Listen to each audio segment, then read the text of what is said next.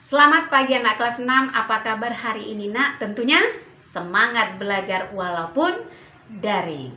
Nah, hari ini kita masuk pada tema yang keempat dan subtema yang kedua dengan pembelajaran yang pertama.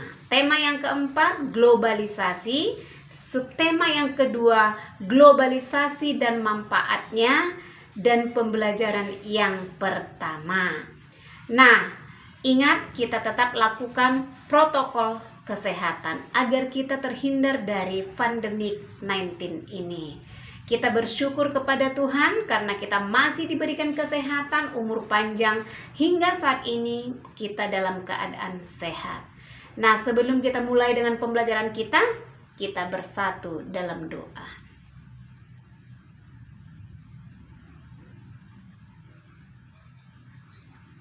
Amen. Untuk materi pembelajaran kita hari ini yaitu menemukan informasi penting dari teks yang dibacakan. Nah, yang kedua, kerjasama anggota ASEAN dalam bidang politik. Dan yang ketiga, cara menghemat energi listrik. Informasi penting dapat kita temukan dari teks yang kita dengar dengan cara memperhatikan langkah-langkah menemukan informasi penting dari teks yang dibacakan. Nah, langkah yang pertama yang perlu kita lakukan adalah mendengarkan dengan sungguh-sungguh yang dibacakan. Nah, yang kedua, mencatat informasi yang penting yang kita peroleh tadi dalam bentuk poin-poin. Dan yang ketiga, kembangkan poin-poin tersebut menjadi kalimat yang utuh. Dan yang keempat, rangkailah kalimat tersebut menjadi paragraf yang baru. Dan yang kelima, sampaikan secara lisan kepada teman-temanmu. Setiap negara anggota ASEAN memiliki sistem pemerintahan dan kehidupan politik yang berbeda-beda. Akan tetapi, perbedaan tersebut tidak menjadi penghalang untuk menjalin kerjasama di bidang politik. ASEAN memiliki banyak pilar kerjasama, salah satunya di bidang politik. ASEAN Political Security Community yang disingkat dengan APSC atau Masyarakat Politik Keamanan ASEAN. Nah, pembentukan APSC bertujuan mempercepat kerjasama di bidang politik dan keamanan ASEAN serta mewujudkan perdamaian antar anggota ASEAN dan dunia. Pada gambar kita lihat bentuk kerjasama antar negara anggota ASEAN di bidang politik. Yang pertama, meningkatkan pemerintahan yang baik dengan mewujudkan prinsip-prinsip demokrasi. Yang kedua, meningkatkan dan memajukan keamanan dan perdamaian di kawasan Asia Tenggara melalui Traktat Persahabatan dan Kerjasama. Dan yang ketiga, menjamin tercapainya kebijakan pelarangan penggunaan senjata nuklir di kawasan Asia Tenggara. Yang keempat, membantu penyelesaian konflik antara anggota ASEAN secara damai. Dan yang kelima, mempererat persatuan dan kesatuan antara anggota ASEAN.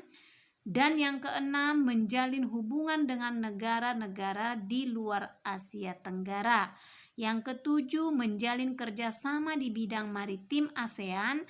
Dan yang kedelapan, melakukan perjanjian kawasan damai bebas dan netral yang bertujuan untuk menciptakan kawasan Asia Tenggara yang bebas, damai, dan netral dari berbagai permasalahan negara-negara di luar Asia Tenggara. Indonesia seringkali memiliki peran penting dalam kerjasama ASEAN, misalnya di bidang politik. Sebagai negara yang menjunjung rasa atau asas demokrasi, Indonesia mengajak ASEAN yang lainnya untuk lebih demokratis terhadap bangsa dengan melindungi hak asasi mereka sebagai penduduk. Nah, beberapa negara seperti Myanmar, Filipina, dan Kamboja pernah mengalami konflik antar pemerintah atau antar kelompok masyarakat. Konflik tersebut kemudian menciptakan pelanggaran hak asasi manusia terhadap salah satu pihak. Nah, untuk mengatasi permasalahan tersebut, Indonesia mengusulkan dibentuknya Badan Hak Asasi Manusia atau disingkat dengan HAM ASEAN yang bertujuan melindungi hak asasi negara-negara ASEAN. Saat ini kebutuhan manusia terhadap listrik semakin meningkat. Setiap orang berhak menggunakan listrik. Oleh karena itu, setiap orang memiliki kewajiban memanfaatkan listrik secara bijak. Yang pertama, mulailah dari hal-hal yang kecil kamu lakukan di rumah. Nah, kita boleh memperhatikan contoh-contoh dari gambar-gambar yang Ibu berikan. Perhatikan dan amati. Yang pertama, di sini kita lihat membatasi waktu menonton televisi. Nah, kita harus membatasi waktu menonton televisi. Selain dari mata rabun, juga dapat membuat kita malas belajar. Nah, sebagai siswa tentunya kita harus rajin belajar. Berikutnya, mematikan kipas angin atau pendingin ruangan ketika udara sedang sejuk. Mencabut kabel dari stop kontak apabila sudah tidak digunakan lagi. Dan jangan biarkan pengisi daya telepon atau charger seluler atau laptop terpasang di stop kontak semalaman. Serta mengganti lampu dengan daya yang lebih kecil. Dan yang terakhir, mematikan saklar lampu saat kondisi ruangan cukup cahaya. Kita membutuhkan lampu untuk menerangi ruangan yang gelap. Nah, ada 3 jenis lampu. Yang pertama lampu pijar, yang kedua lampu neon, dan yang ketiga lampu LED.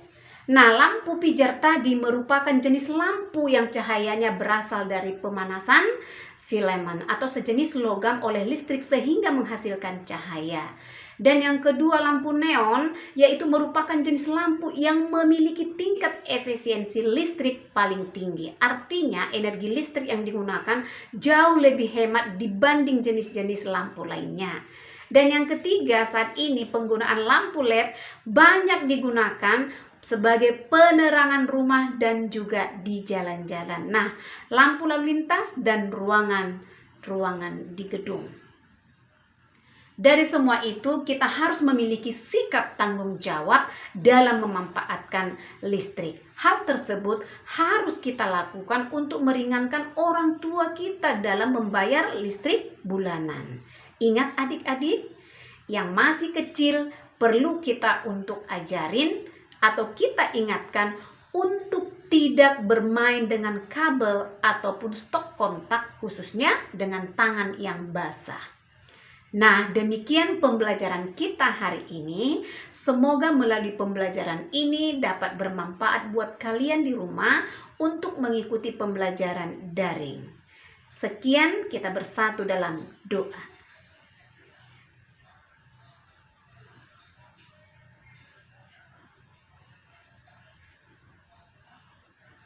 Amin. Ingat tugas lakukan dengan tepat waktu. Kerjakan apa yang dapat kamu kerjakan hari ini. Jangan menunggu hingga esok hari. Nah, jangan lupa subscribe channel Ibu Riani Sinaga.